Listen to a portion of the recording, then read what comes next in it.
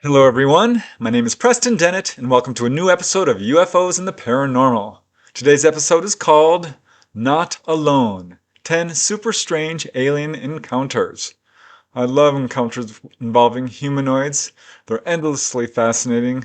There's so many different types. It's been occurring for such a long time, coming from all over the world.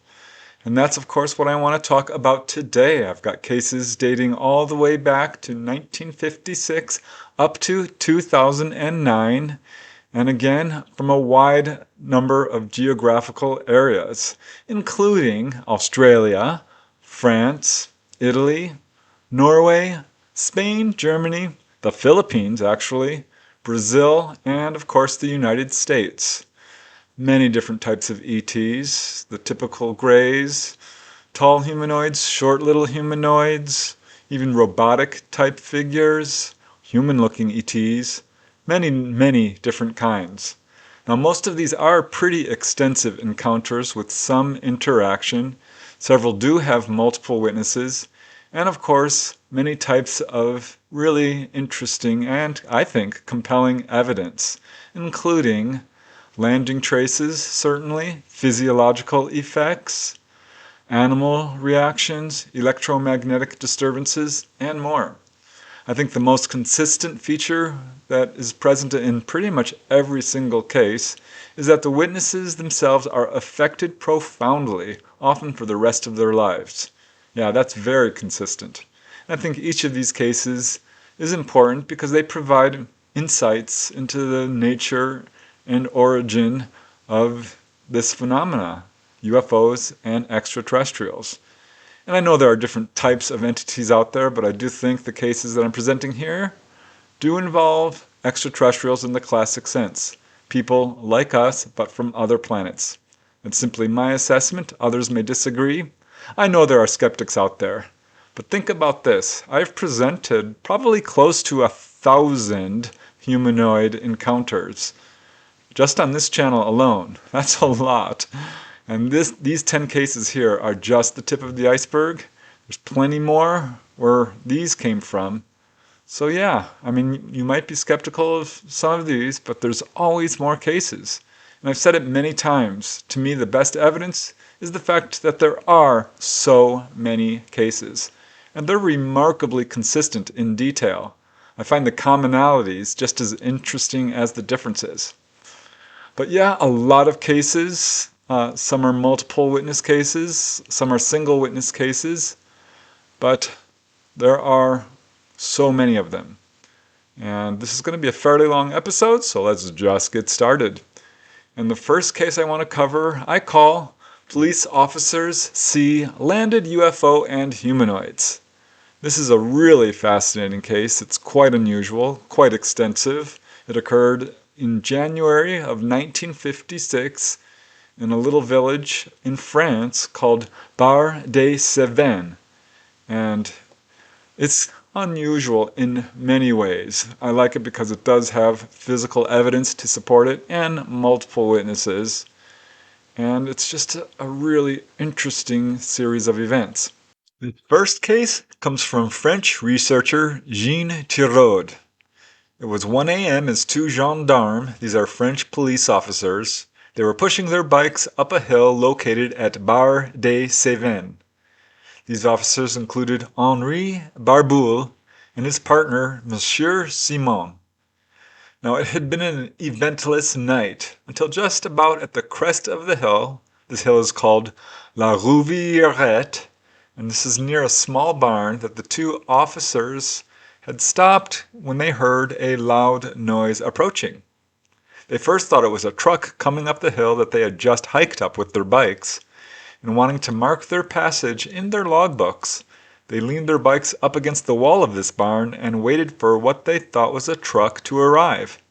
But as this noise grew louder, it became much too loud to be a truck, and it actually seemed to be coming from above, when suddenly, just 10 or 20 feet above the ground and about 150 feet away from them, a strange craft appeared. They said it was about 30 feet wide, maybe 4 feet high, circular in shape, black in color, and it was emitting reddish flames from openings located along the bottom section. And as it passed by them, they could see that the flames were coming from what appeared to be little nozzles. And one of them cried out, "It's a saucer!" So they leaned against the wall of the barn, and they could actually feel a hot, strong wind coming from the object. It was strong enough, they said, to almost pin them against the side of the barn and make their clothes flutter. Now Monsieur Simon put his hand down to his revolver and tried to draw it out of the holster, but at this point found that he was mysteriously paralyzed. And the other officer, Henri Barboule, also said he was unable to move. Now, whether this was from fear or a physical effect, they couldn't really say, but they did say that their legs were shaking and both were considerably frightened. Now, Henri had lived through World War II and had felt considerable fear before, but he said this was different. He thought of his family as the craft went overhead and wondered if he and his fellow officer were going to be cooked like sausages from the heat of the craft. So yeah, he was quite frightened. The object then began to descend towards the ground, and as it moved lower, the bright red flames coming from beneath it became darker, and at the same time, a dome or cupola on top of the craft began to glow an opaque ivory white, with the glow seeming to come from inside it. Now, as the object actually landed on this flat section of the nearby field, blindingly brilliant colored beams of light, including green, yellow, and blue, came out from the base of the cupola, shining in all directions. Now, some of these beams were brighter than others. They were really bright. The officers compared them to the brightness of welding arcs. Meanwhile, the wind coming from the object continued to blow fiercely. Then suddenly it lessened. The dome itself appeared to almost change shape as a white sphere detached from the craft, coming from between the dome and the base where the beams of light were being emitted. They didn't see exactly how it came out of the craft, but it was just there, illuminated by the colored beams, and now floating next to the craft.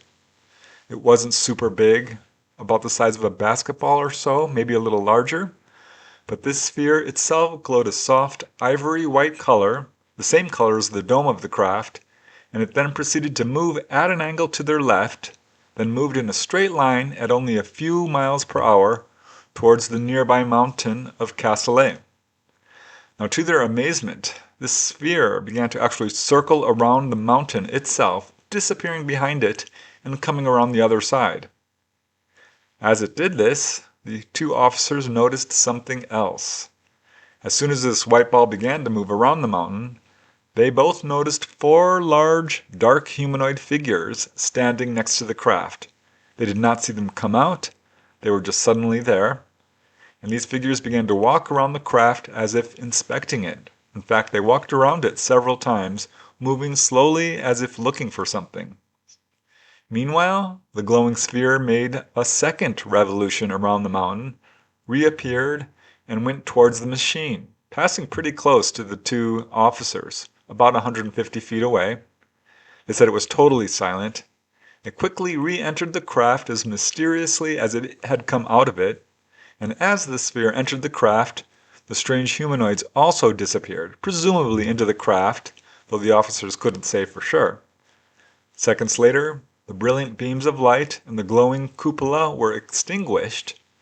This hot wind coming from the craft began to blow again, and the deafening noise increased, and this object rose vertically, and then accelerated extremely quickly away, so fast they could barely track it as it disappeared into the night sky. Now they were still afraid after the object left. They quickly got on their bikes, feeling some pain in their muscles, and they left the area.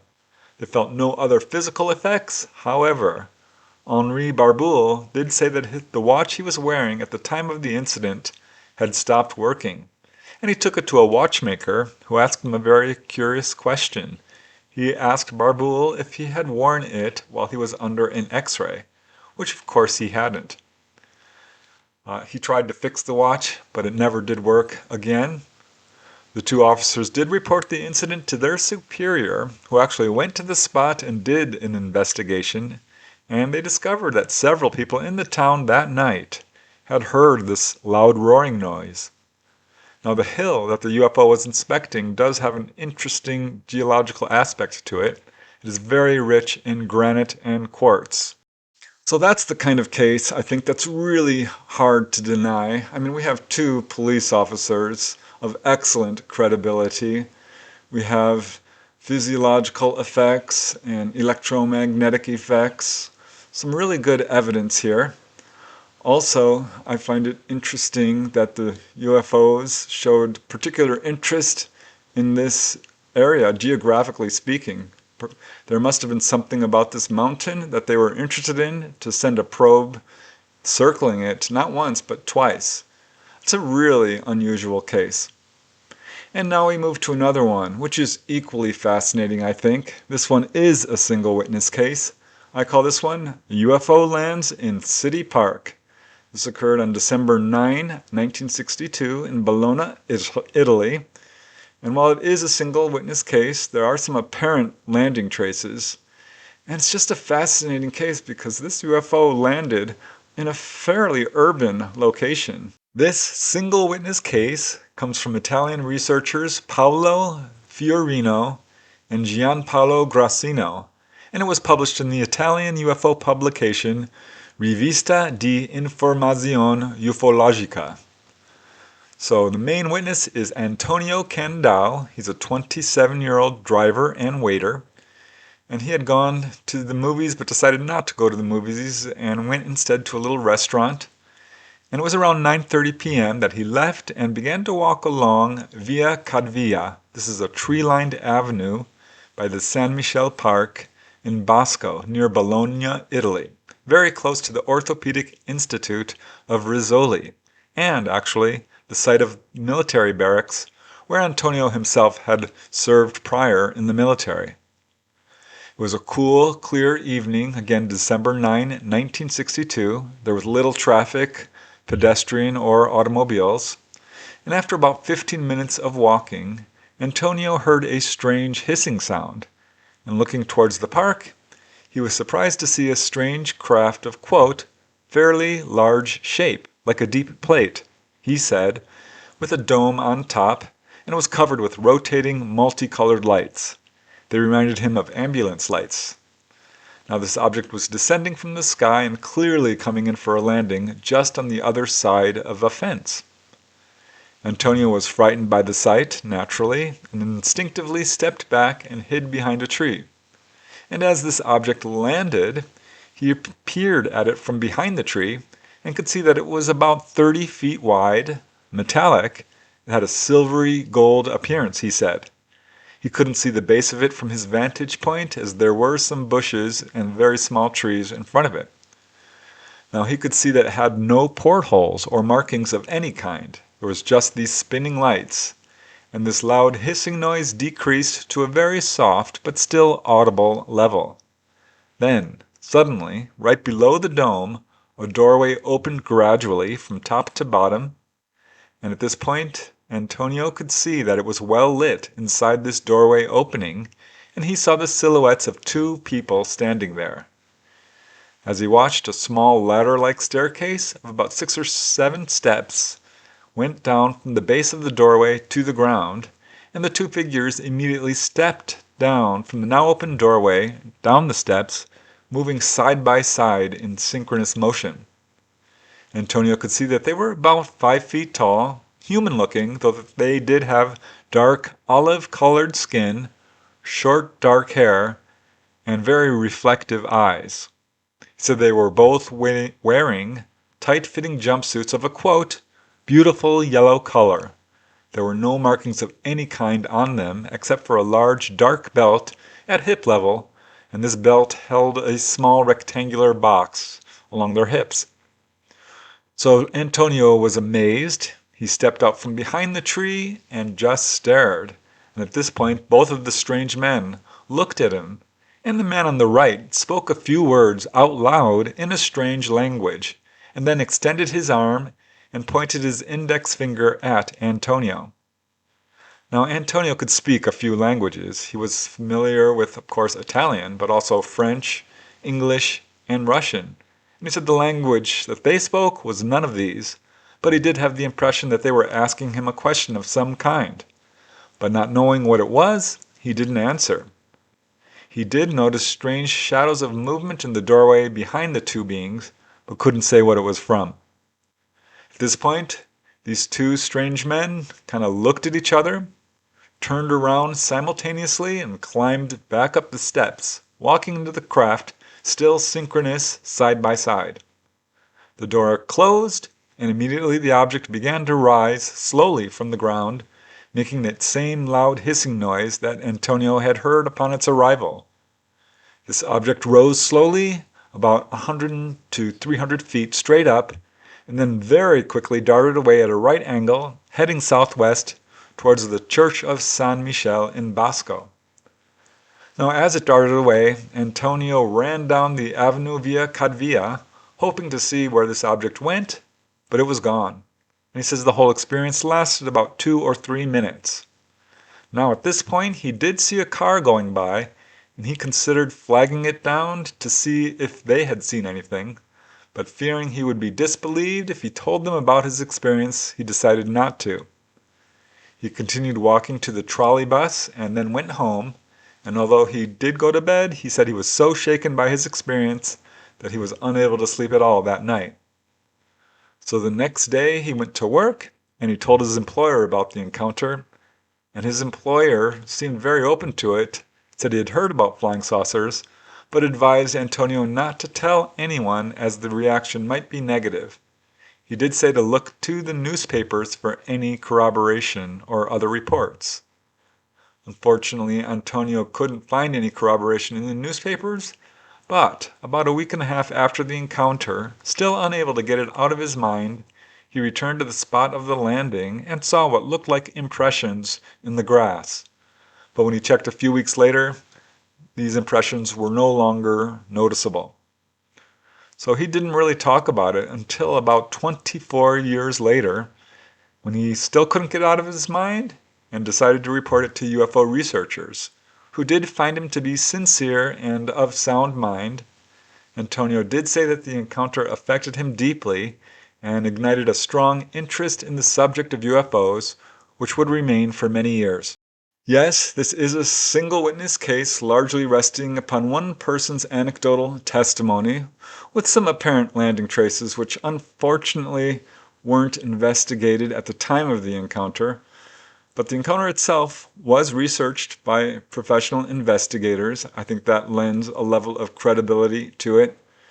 But what I find super fascinating about this case is not only the location, this craft landing in an urban area, but the fact that this saucer comes down, these ETs come out, say a few words to the witness, and off they go back inside their craft, and it takes off.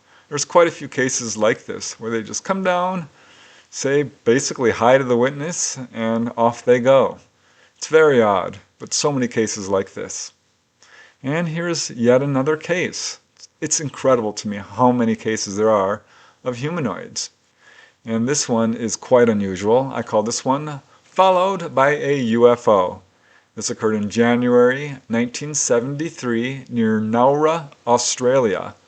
This is a really interesting case because it is quite lengthy in terms of duration, and there are 4 witnesses, at least one who is a military officer, and they were followed by this UFO for quite some time.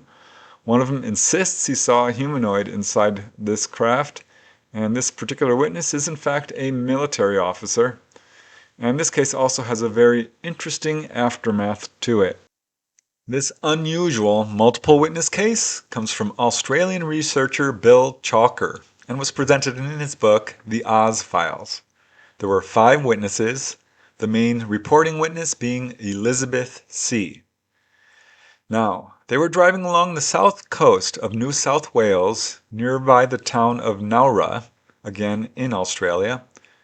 It was late one dark evening in January of 1973, and they had just driven past the turnoff to the Sussex Inlet when Elizabeth noticed a strange light ahead. She thought at first that it might be an approaching semi-truck, but it seemed to move to the left and approach the car more like an aircraft than an automobile. So she immediately alerted the others in the car to its presence, and at this point it still looked like a single bright light. But then, suddenly the object reversed direction 180 degrees and came very close to the car and to the ground and began to actually pace their vehicle. They could now see that it was a pretty large craft, saucer-shaped with round edges, a dome on top, and a smaller dome on the bottom. And they could see that the bright light was actually coming from a light source on the center bottom dome. They could also see about 10 round portholes lining the perimeter of this saucer-shaped craft. These portholes were glowing with light, and underneath the portholes there were thin ribbons of red light. The light on the bottom was sending down a, quote, searchlight type beam that rotated continuously. One of the passengers was an army officer, and his position in the car afforded him the best view of this object, and he said that looking through the portholes, he clearly saw a figure inside of it. Multiple figures, in fact. Now, this craft followed the car down the highway for the next 15 miles. Finally, near the turnoff to the HMAS Albatross Naval Base, the object seemed to vanish. And looking around, they saw that it had actually instantly moved to a very high altitude. They did not see it do this. It just suddenly appeared much higher up, and it was now moving in a large arc, seeming to circle around the town of Naura, and then moving out to sea, disappearing off into the distance. And that was the end of the sighting. But events weren't over yet, because later that morning, one of the group was camping at Shoalhaven Heads when he and a group of campers actually were gathered at the ocean's edge in order to watch a group of helicopters that appeared to be chasing this fiery, glowing object heading out to sea. Now, 3 of the witnesses to the initial sighting decided that they were going to report their encounter to the military at the HMAS Naval Base. They were afraid of being laughed at or disbelieved, but to their amazement, the military officers at the base did in fact show a deep interest in their encounter and conducted an in-depth interview with all 3 of them. And military officers told them that there had been other witnesses and that the object had been detected on their radar. Now, the Army officer witness said that when he returned to his unit, he was interviewed again by intelligence officers. Bill Chalker, the main investigator, interviewed Elizabeth and the Army officer, and as he says, and I quote, "I found them to be impressive and compelling witnesses. There seems little doubt that something extraordinary happened, but no official confirmation has been made. I contacted the Navy, which denied all knowledge of the incident." No surprise there. But I will say that both prior to this incident and following it, this location was the area of several other impressive UFO encounters. So there's something about this location. Perhaps it's the naval base. Hard to say for sure. Yeah, there's lots to like about that case. It's clear that this UFO and the ETs inside of it were showing strong interest in these people, having followed them for many miles. I think it's interesting that there was a second encounter immediately following this one. And most interesting to me was that these witnesses did report their encounters to military authorities who showed strong interest in it. This shows to me that while our governments may deny the reality of UFOs and extraterrestrials, it is a subject they are in fact taking quite seriously. They know it's real. We know they know. This cover-up is absurd. At some point it's got to end. All right, now we move to the next case, which is very unusual. I like this case because it does have quite a few witnesses who saw an apparent ET very close up. I call this one the clumsy robot. This occurred on July 10, 1976 in Escalante, Spain. And yeah, multiple witnesses who saw this very odd-looking figure very close up, and a very tall one, a very tall figure. So that alone makes this case really interesting. There are two main witnesses in this case, including Miguel Angel Ruiz Samperio, a 28-year-old electrician, and his co-worker Margarita Cagigas. It was 5:30 a.m. as these two individuals, who worked at a local factory, prepared to depart for their place of employment, located just a few miles away from their homes in Escalante. This is in Santander, Spain. Now, Miguel was driving the car and had gone to pick up Margarita because for several years they carpooled and would meet at the town square before going to work. Miguel was sitting in the driver's seat waiting for Margarita. She had just arrived, had her hand on the car door, and was about to enter when she was alarmed to see a gigantic humanoid figure only about 200 or 300 feet away from her. Now this figure did have its back turned to them and was walking awkwardly along the right side of the road. She could see that it was exceedingly tall, as its head reached up to one of the high windows of a home by the road. And measuring it, this would give this figure a height of over 9 feet, closer to 10. Now Miguel saw this all as well. He noticed it the same time as Margarita did, and they were both very much impressed. And I'll just let Margarita describe in her own words what happened. As she says, "We were going to get into the car, and we noticed this monstrosity of a phenomenon that was moving clumsily. We were perplexed. I grabbed the car handle and didn't know how to react. For a few seconds I could see him in profile. He was almost in front of Ramon Ruiz's house on the road from Noya to Casillo, in the middle of the town, on the corner of General Street." Now they got a good look at this being. They could see that its chest and legs were shiny and white. They could also see that it was moving rigidly, slowly and cautiously, kind of reminding them of how astronauts walk on the moon. Now Miguel estimates that the stride of this figure was somewhere along the lines of about 6 feet. They both also noticed that its body did not sway back and forth as a person's normally would when they walked, and they wondered if this figure might in fact be robotic. Now Margarita said that the figure seemed to be floating slightly, or not quite touching the ground. As she says, it was flying as a bird does. Now this figure did not pay any attention to them, did not seem to notice them, and they themselves made no movement for fear of drawing attention to themselves. They couldn't see his face, but the streetlights were bright enough that they could see a kind of conical-shaped bright helmet, quote, something like a bathtub or basin turned upside down. They said it had what looked like a silver three-pointed disc on its head, and hanging down from it was a colored, quote, handkerchief-looking thing, which hung down to about its shoulders. They couldn't see or didn't see the hands and feet, but they did notice that the figure was extremely thin. They also said it looked like it was wearing loose-looking, shiny brown-colored clothes, which ended at the knees. The figure walked away from them down the street, and when it reached a point of about 100 to 120 feet away, right before the street curved, it suddenly disappeared into thin air. They don't think it walked around the curve, it just disappeared. Both were very impressed, somewhat shaken. They did go to work, and their coworkers could clearly see that something profound had happened to them.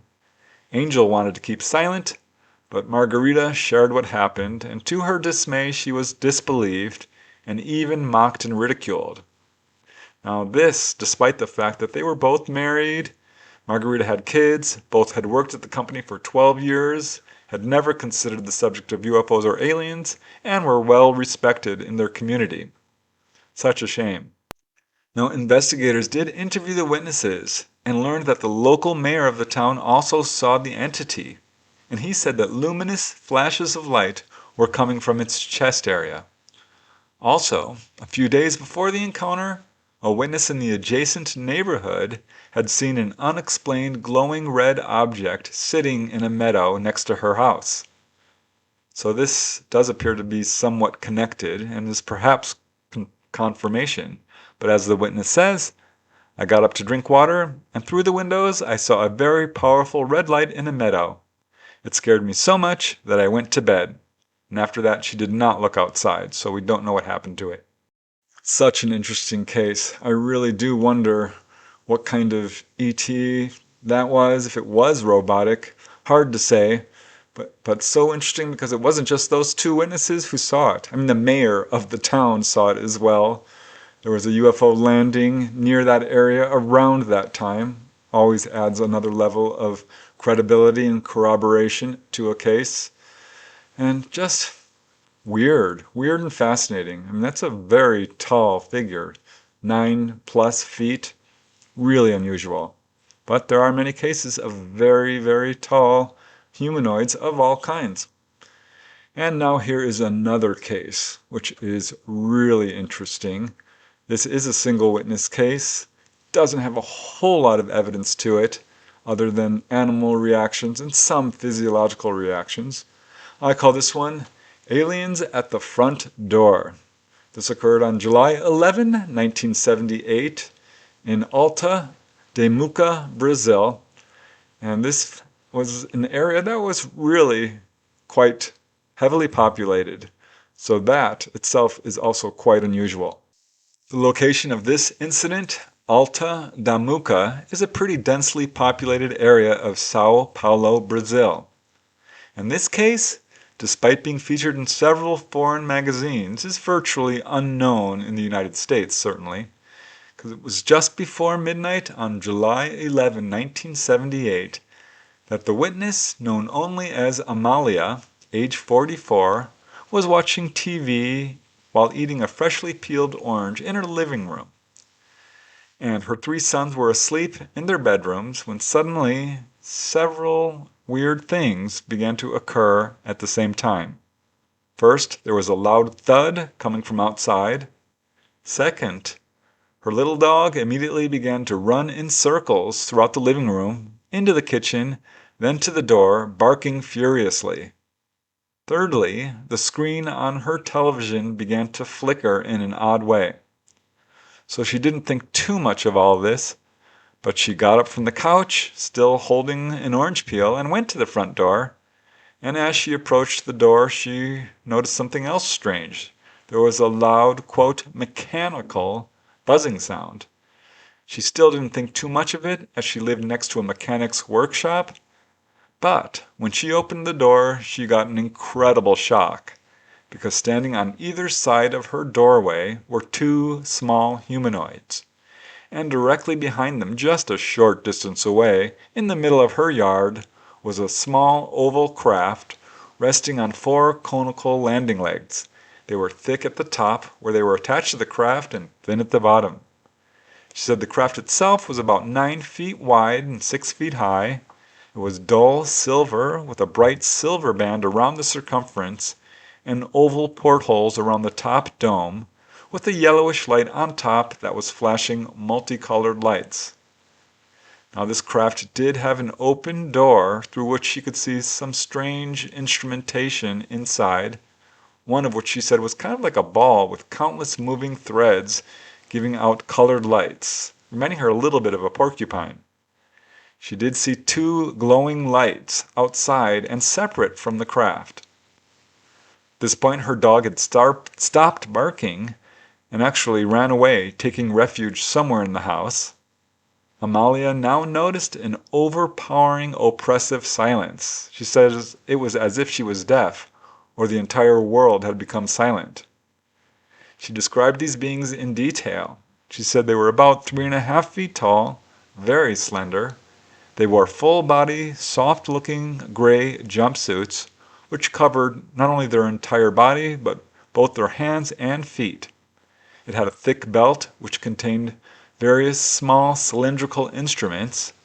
One of them, she said, wore a round metallic chest plate with a light in the middle.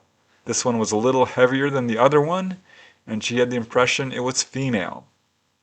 Now, they both did have overly large heads in relation to their body, and they wore metallic gray helmets, which covered pretty much the entire head and the mouth, leaving really only the top part of the face visible. She said a blue light shone from the forehead area of the helmet, but looking through the faceplates, she saw that they had tightly drawn yellowish skin, deep-set round eyes which were tilted, no eyebrows or lashes, and a flat nose. And she also noticed one other thing. They weren't quite on the ground. They were hovering a few inches above it. Now, one of the small figures standing by the door reached out and gave her a sort of reassuring sign to wait there, while the other quickly floated across the yard to the gate, looked both right and left, then glided and floated back to the front door. Amalia at this point discovered that she was unable to move her body, though she could move her eyes. She did manage to cross her arms over her chest, but could not move after this. She could not speak out. She says she also felt a strange cold sweep over her, while at the same time her entire body began to sweat. Then one of the ETs reached out and patted her on the head. The other went back to the craft, appearing to investigate the landing site. He removed a strange device from his belt, which illuminated the ground with an unusual, solid-looking yellow-green light. He shone it briefly into the kitchen area, then the yard, and finally on the craft itself. This light increased and decreased in size at intervals. This figure then pulled out another device which emitted a kind of steam which briefly covered both the humanoids. They then motioned Amalia to come towards the craft, but when she didn't move, because she couldn't move, they waved, almost as though to say goodbye, and then entered the craft. The door closed, smoke or vapor came out from beneath the craft itself began to rise, yellow lights flared up on either side, and the craft rose further. Now looking inside through a porthole, Amalia did see a third figure. Then the craft accelerated very quickly away, and she could now detect a strange odor, somewhat like ammonia, in the air. The entire encounter lasted, she thinks, about 10 minutes. Amalia now found herself able to move, but she was quite shaken up. She went inside. She was still struggling to talk. She went to her daughter's room, and she noticed that Amalia was ice cold, pale, breathing rapidly, unable to talk, and she in fact believed her mother might be having a heart attack. Amalia had never believed in UFOs, never read anything about them, and actually thought they were pure fantasy. And while she did contact investigators, she only agreed to be interviewed upon the condition of complete anonymity. So there you go. Here's another case of a UFO landing in a fairly urban area. ET's coming out, walking up to the witness, actually patted her on the head. That is so strange. I can only imagine what that must have been like. She, like many witnesses, reports being temporarily unable to move. That is a very consistent feature. The appearance of the ETs has some really remarkable commonalities as well, also some unusual differences. It's all around an interesting case, and each case is kind of like a piece to the puzzle to figure out what's going on here. Now, here is another super interesting case. This is one of the most extensive accounts in this little collection, and man, this guy's got a close-up view of these landed UFOs and apparent ETs. I call this one UFO Lands at Sugarcane Farm. This occurred on April 26, 1979 in a town called Talisay. This is in Matabang in the Philippines. I think this is the first case I've ever covered in the Philippines, so I find that alone particularly interesting. But this case is also interesting because this witness was so close to the ETs, observed them for quite a long time. They were really unusual in their appearance, but most interesting is not only the fact that there was landing traces, but there was a ton of witnesses. This occurred during a huge wave of sightings. A lot of people were seeing UFOs at the time, but this guy saw them very close up. The witness in this case is a 47-year-old farmer by the name of Mamerto Demetio. He, at the time of his encounter, was married with 10 children and was a member of the barangay court to help settle disputes, so a stand-up citizen. Now he also did some work, interestingly, as a faith healer. But it was around 4 a.m. on April 26, 1979, that Mamerto woke up to go to the bathroom, and he noticed a very bright light filling the inside of his home. And looking outside, he saw a bright, glowing object hovering above the field of his farmhouse, again located in Talisay. This is in Barangay Matabang, Philippines. And as Mamerto says, I went outside and saw a flying object shaped like a saucer, about 20 yards from the ground. I followed it because it seemed to be looking for a place to land. So that's when he noticed two other similar looking craft. They were all following each other, moving slowly, clearly coming in for a landing, and he ran towards them, about 600 feet away from his farmhouse and hid in a ditch behind some sugarcane stalks. Now I just want to quote Mamerto extensively and let him describe his encounter in his own words. As Mamerto says, two of the crafts had already landed in the road, while the third one was hovering and coming in to land. It just gradually came straight down near the other two, and it was the one nearest to me. They were about 20 meters from me. It was very bright in the area because of these objects, and I was only 2 meters or so from the lighted area. I was lying on my belly, watching, and then I saw doors open, and two beings got out of each ship. The people had to stoop coming out, and they stepped down the ladders. They didn't all come out all at once, but gradually. The two from the first vehicle first, then two from the second, and then the third. I saw two people get out of each spacecraft and form a circle. They were pointing in all directions, and I assumed they were conversing and nodding their heads. The craft were about 8 feet in diameter, about 6 feet deep, and seemed to be made of aluminum. All around the objects were very small holes where flames came out when they were flying, but after they landed, only bright light came out of them, spreading like beams of a headlight on a car. Each was resting on 4 legs about 2 feet long, extended from the door to the ground. The people were wearing what looked like gray, rubberized plastic suits with brown belts, black gloves, and boots. They were about 6 feet tall, although one was a little shorter than the rest. They looked like human beings, but taller and bigger. They walked very slowly. I thought they were Americans. I couldn't see their faces. They wore helmets that covered their heads except for their eyes, and a visor covered them. There was also some kind of wire mesh where the ears would have been. Everything they did was slow. All their movements, even their gesturing, was much slower than humans would do it. They had to lift their feet slowly, and they walked very slowly. It seemed they had to exert more effort. So Mamerto said that their pants were tight-fitting. Their shirts, on the other hand, seemed to be loose and had bulges on their shoulders.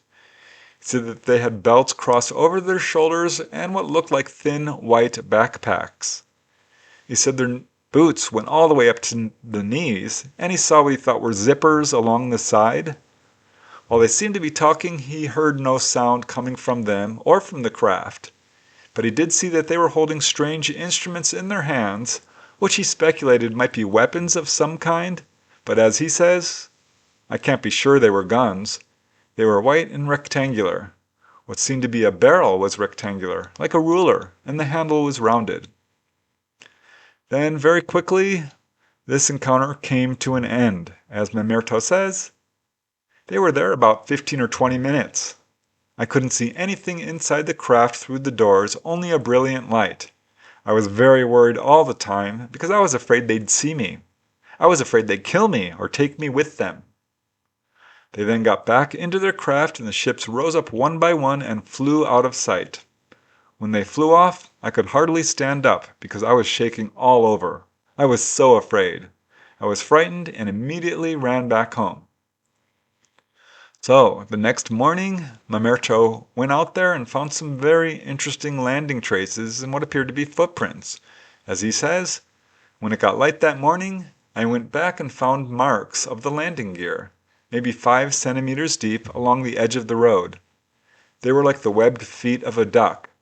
I also saw footprints, some 25 to 30 centimeters long. I wanted to tell someone, but I was afraid nobody'd believe me. I was afraid they'd think I was insane. But, impressed by his encounter, Mamerto did notify authorities, and Police Captain Alberto Olario arrived, interviewed Mamerto, and investigated the landing site. And he notified military authorities, and Colonel Paterno Lomongo arrived to investigate, and he also interviewed Mamerto. He was very impressed by his report and said, quote, "I'm not saying that what he said is really true, but considering the circumstances, it is just possible that this fellow may really have seen something. There's no history of this fellow making up stories like that. While he's an ordinary farmer and not very literate, he is well known in the community. I found no reason to think this man was lying to me. I thought he was sincere in telling his story. I found no reason for thinking he was lying to me in any way." Now, interestingly and importantly, at this time there was a huge wave of sightings going on in the area.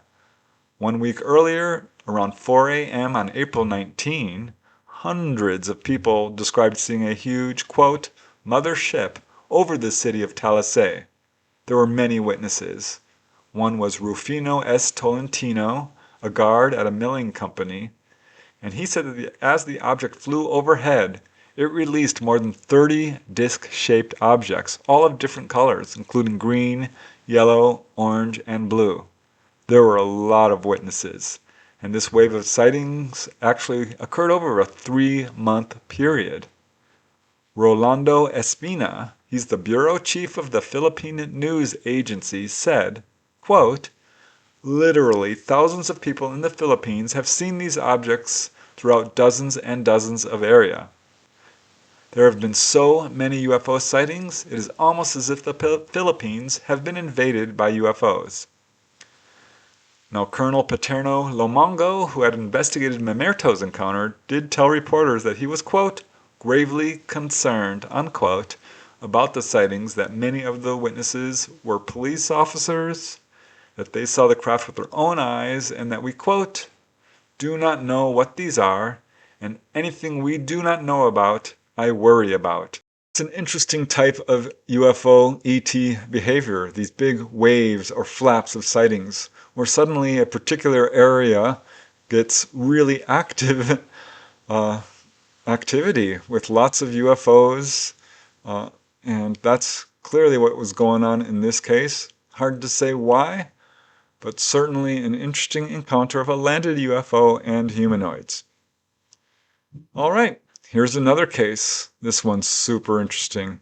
I call this one the most remarkable thing that ever happened to me. That is, of course, a direct quote from the witness, who had an experience in fall of 1989 in Tallahassee, Florida.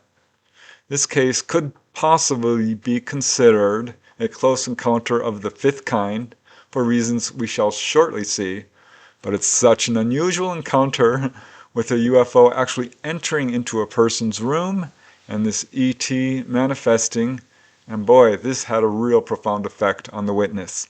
This case, which comes from the Florida UFO Network, might actually be considered a close encounter of the fifth kind, a human-initiated encounter. The main witness is an anonymous woman who lived in a little house along the border of the Apalachicola Forest in South Leon County, near Tallahassee, Florida. She had always been fascinated by UFOs, but never really did anything about this until the fall of 1989, when she went to the local library and checked out 4 or 5 books on the subject. And it was shortly after reading them that she had her first UFO experience. And I'll just quote her directly, as she says, "For some reason, I got more than I bargained for. One night, I woke up in a slight panic. Something was going on. When I opened my eyes, I saw a red beam of light shining in the window next to where I had been sleeping. It was moving around like a searchlight might. I jumped up to look out the window, and my first thought was, this is it. It was not an airplane or a helicopter, but unmistakably a UFO. My second thought was, run. I ran as far as the opposite side of the room, where I crouched down near the floor with my back against the wall. I guess I'd thought I'd be safer inside than out. After all, the UFO was outside, but not for long. As I looked up at the window, a small ball came flying through it. It made a little dip, then flew towards the ceiling. As it flew, it emerged into a dome-shaped framework about 5 feet across, composed of grayish-looking bars with a small apparatus of sorts on top. Then it stopped suddenly, tilted towards the ceiling, and I started seeing sparkles of light under the frame. These sparkles became more numerous until in a matter of about 3 seconds, a being was formed. Now, this all happened very quickly, and as the ball of light came into her room, she could actually hear it making a, quote, whooshing noise. And in the space of 1 or 2 seconds, these sparkles quickly transformed into a humanoid shape, and she had the feeling it was a male, though she's not sure why. But as she says, in her own words, this being, I assume it was a being only because it had a human shape, was approximately 8 feet tall, entirely covered by a brownish tan cloth, and had ties around its neck, waist, wrists, and ankles. Needless to say, I felt I had seen enough. Just then I got the message, telepathically probably. He is going to reveal himself. And luckily for me, at the time, that's all I remember except that everything went black. I could still see, but there was nothing to see. No being, no room, nothing. So the witness saw no real features. She saw that this figure did not have any real neck, very wide shoulders, a thick body, with hands and feet covered by this same material that covered its body and head. Now thankfully, the witness was not unconscious for long, but the strangeness wasn't over yet, because as she says, my next memory is being in the process of getting up off the floor. It wasn't until I was halfway up that the lights came on again, reality that is. Suddenly the world was back. I stretched and yawned, remember feeling pretty good, and said to myself, I think I will go back to bed now. I laid in bed maybe 15 or 20 minutes, thinking very calmly about what had just happened, like it was the most normal thing in the world. I told myself that the next day I would go and check with my neighbors. Surely they had to have seen the UFO, but I never got the chance to do this, because the next time I remembered this event was about 2 years later, and I was living in another part of the city. That's what happened. So like many witnesses, she experienced some amnesia with this event. And despite the fact that this experience was initially frightening, she believes ultimately it was a very benevolent encounter, and she's glad to have had it. As she says in her own words, it was the most remarkable thing that had ever happened to me in my life, and I wouldn't trade it for anything. What an amazing and strange case that was. Even though the witness was initially quite frightened, as you can see, they said that this experience was ultimately one that they are very glad they have. This is a pattern I see with many, many cases. What might start out as very frightening, the witnesses realize they weren't harmed, and in fact, they often get great benefits from their encounters. Quite an experience to have, and so many people are having these experiences. That's largely why I do this research, is because so many people are having these experiences and are looking for information, for confirmation, for any recourse to help figure out what's happening to them. All right, moving on to another case. I call this one, You Are Me. And I call it that for reasons you shall shortly see. This one occurred on March 9, 1992 in Hamar, Norway. This is a multiple witness case. This does have some really profound evidence in the form of physiological effects. And what I like about this case is the main witness did come forward after initially being anonymous and spoke publicly about her encounters, wrote a book about it, and while it was initially frightening, she absolutely reversed her opinions and feels that this was an incredibly benevolent experience for her. This amazing case involves 2 witnesses who initially insisted upon anonymity, though we now know one of them is a very famous person, actually, by the name of Gray Janik Jarlum. And it was around 10 p.m. on the evening of March 9, 2009, that these 2 witnesses, aged 30 and 22, were driving to their homes near Hamar, Norway, and the first strange thing they noticed was a low-frequency humming noise and a vibration, which quickly grew stronger, and they could actually feel it in their bodies, when without warning, a dazzlingly powerful bright white light appeared in front of their car. So bright it hurt and almost burned their eyes, they said. But looking at this light, they could see that whatever it was hovering about 45 feet in front of them on the road, about 5 to 10 feet above the road's surface. They could now see that it was in fact a solid object with a triangular or somewhat triangular base and a transparent looking glass dome or cupola. It had 3 lights on the bottom section, but inside this clear dome they could vaguely see 2 forms. Now, suddenly the light dimmed down to almost nothing, and they thought at first that the object had actually disappeared. But it hadn't, because as their eyes adjusted, they could see that this object was still there, or had reappeared, and they could now clearly see 2 humanoid figures sitting side by side in this transparent dome. They said they were moving in kind of, quote, choppy motions, or appeared to be chattering to each other. Now, they were quite scared at this point, though they did drive closer. They said approaching to almost 6 feet away from this object, and were able, of course, to see this object and the humanoids in considerable detail. Both figures had very large, dark eyes.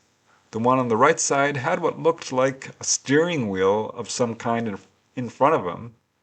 Now, this one on the right also had what looked like long blonde hair, though one of the witnesses felt this might have been an illusion caused by the bright light. But yeah, they were both close enough to see that these figures had eyes with black pupils in them. Both of these figures were staring directly into the witnesses' eyes, and they described this stare as cold, piercing, even wicked or evil and malicious. This was their initial impression.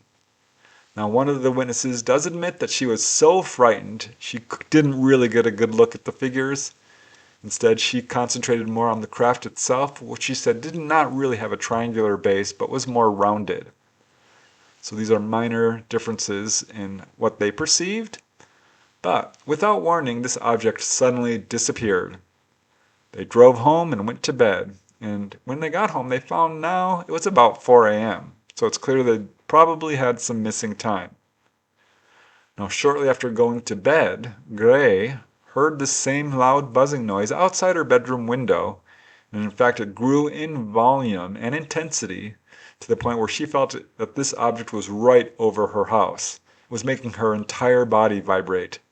She said it was even more frightening than the initial encounter where they saw the object in front of their car. And that was it. Now, there were some other strange after effects, because in the days following the encounter, they both suffered from some temporary hearing problems, much like tinnitus, some visual impairment, an inability to focus, and nosebleeds. For a full month, both felt completely drained of energy. Gray says she was emotionally drained, and both of them complained about being unable to relate to people in the way that they used to. Now, Gray considered undergoing hypnosis after the encounter, but I don't believe she actually did. But her life changed greatly. She became a famous pop musician. She even had her own talk show. She did a lot of interviews about her encounter. She said that she remained in contact with these ETs and began to kind of channel information from them, doing a process known as automatic writing. She said the information was coming from an entity who identified himself as Vitraz. They gave her all kinds of information. They told her there will be more wars, all sorts of stuff. And some weird experiences continued. Once she was in New York City in a hotel room with a friend when they both felt this weird force enter the hotel room, and her friend said that she seemed to grow in size. And Gree said she actually had that same perception. And she says her eyes actually changed to a greenish color for about 2 days. Now, although her initial encounter on the road was very frightening, She now feels that her encounter with the ETs was very friendly, and as she says, quote, "I've only met the nice one. I have gained new values." So she ended up writing a book about her experiences called Du er jeg, which means you are me. And it describes her encounter, what she learned from the ETs, addressing all kinds of topics such as reincarnation, religion, emotions, politics, wealth and poverty, life on other planets, and much more. She says that Earth is actually a school where souls are given a second chance to learn. So what an amazing case that is. Multiple witness case, physiological evidence, and to me the most interesting aspect is how profoundly it affected the main witness spiritually, psychically. She went as far as to write a book sharing all the information she learned from the ETs, really deep information in terms of, philosophy and psychic abilities and predictions and all kinds of stuff. This is a pattern we see in a lot of cases. I think it shows the ET mission on our planet. They're here to guide, teach, heal, warn, and wake people up to our own psychic abilities. I've said it many times, and I think the first-hand cases speak to this very clearly. All right, now we've got another case, and this one is also very interesting. It is quite brief, but I found the testimony for this anonymous witness to be quite compelling. They shared it in their own words. I call it a roadside gray. This occurred one evening in March of 1995 in a rural area of Cary, Illinois. And while this case wasn't professionally investigated, I found the witness to be very credible. And I think it's an interesting case, and there are quite a few like it, and that's why I wanted to include it in this collection. Although this case wasn't formally investigated by a researcher, it was reported firsthand to the website ufoevidence.org. The witness is a married man, age 32 at the time of his encounter, with 2 children, and says he works full-time as a printer and during this time was attending college one night a week. And it was one evening, March 1995, as he was driving his Honda Civic along a rural road near Cary, Illinois. And I'll just let the witness describe in his own words what happened. As he says, "While driving home from work, I saw a strange figure." Now he later found a photo, or a drawing rather, on the internet, as you can see here, that approximate what he saw. But as he says, "I was going down a road with a forest on both sides and a gravel pit, past the forest on one side, and I saw something coming out of the forest, 40 feet away, and step up to the road. At first I thought it was a large dog, but it was walking on 2 feet. My next reaction was that there was a car accident, and this was someone who was hurt and needed help. Whatever it was, it noticed my headlights and started to walk towards my car. Right now, it was about 30 feet away. While rolling down my window, I estimated that this individual was as tall as my car. It had a large head, large, dark, oval-shaped eyes, 2 holes where a nose would be, with white skin.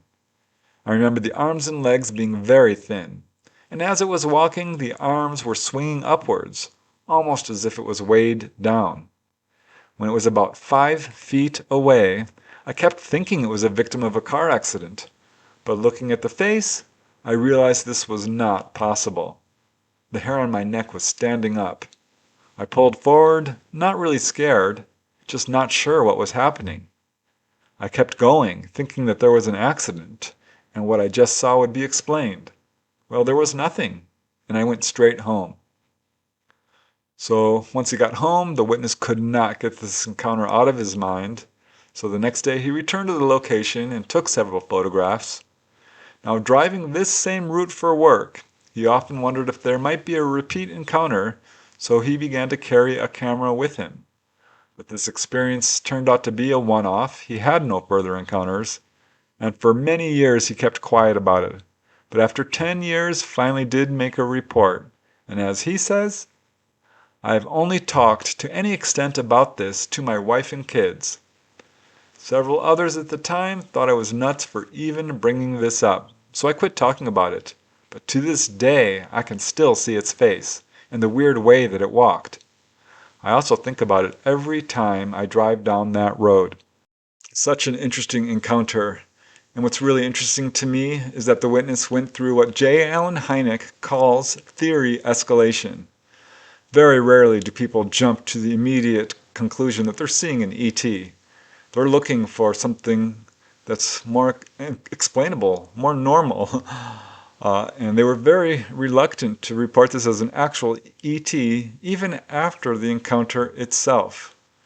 And it's also interesting how profoundly it affects the witness. Again, this is a very consistent feature, but I can only imagine what it would be like to be driving down the road, see a gray ET that close up, and then have to go down that road every single day on your way to and from work.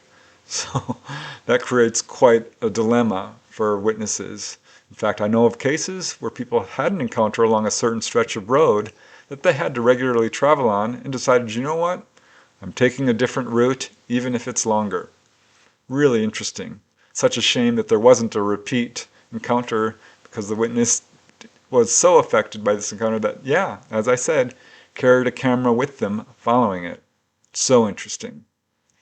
All right, and now we move to the last case in this little collection, and I call this one The Men in the Sky. This is quite an unusual case in terms of the description of the craft. This occurred on April 26, 2009, relatively recently, and it occurred in the city of Bad Neuenahr in Germany. This is a pretty urban area. The witness got a very close-up look at this craft and humanoids. And yeah, just incredibly unusual description of this UFO.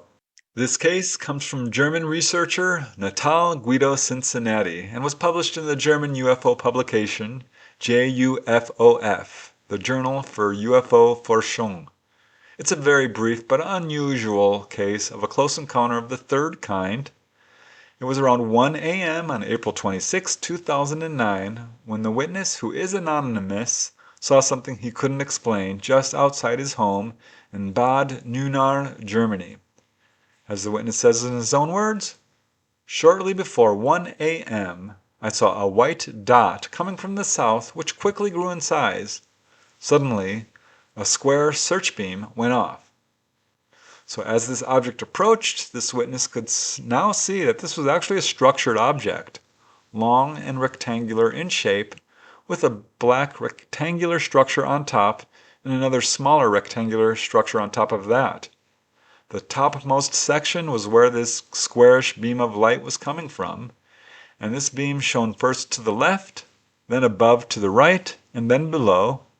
In the mid-structure there were 3 lights, one green, one white, one red.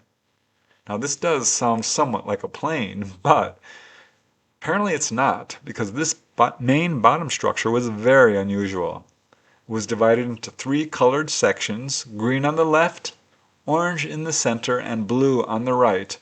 But more unusual was that there were 9 large rectangular windows covering the entire side of the object, reaching to just above the midpoint of the bottom structure, almost to the base. And even more unusual is that the witness could see full silhouettes, head to toe, of 6 humanoid figures standing behind these windows. Only the 2nd, 5th, and 8th windows had no figures in them. And as the witness says, the people were clearly visible, standing. It looked like a modern ship's upper deck. It was about 30 meters in front and away from me, flying quietly over. Then I ran to the bathroom window, opened it, and watched the flying thing slowly come in, flying north into the horizon with a quiet jet noise. No plane. So yeah, this is very odd. I mean, he's only 100 feet away from this thing. It's moving slowly. It's pretty quiet, so clearly not a plane. And at this point, he says the object moved quickly off and was gone. And he was so impressed that he filed a report with UFO researchers only 2 hours after the sighting. However, Following this, the witness declined to be interviewed any further, making it unknown exactly how large this object was, and leaving several questions with researchers, who wondered if this gentleman might have seen a plane, given that he did describe red, green, and white lights. But the investigators cannot reconcile the sighting with a plane due to the closeness of the object to the witness, the shape of the object, the color of the object, its relative quietness, and the witness's description of humanoids seen in the windows. And as the researcher Natal Guido writes, both with regard to the observation of occupants in the flying object, as well as with regard to the close distance between the object and the eyewitness, this case stands out from the majority of reported sightings.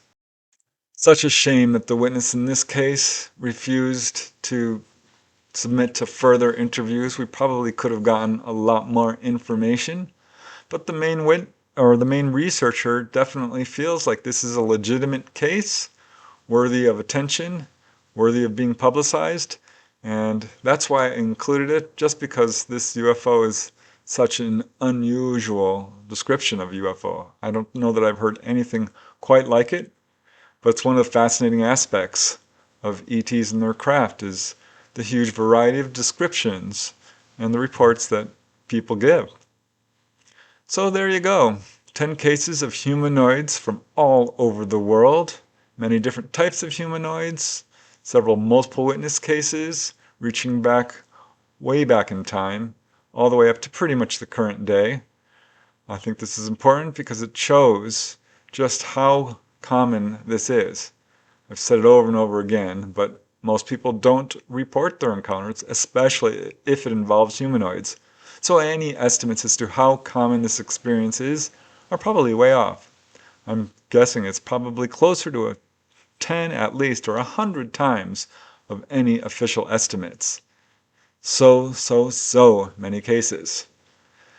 All right, well, that's it for today. I hope you've enjoyed this episode and perhaps learned something. I really want to thank you for watching. I truly appreciate it. It's because of all of you out there that I do this research and put out this information.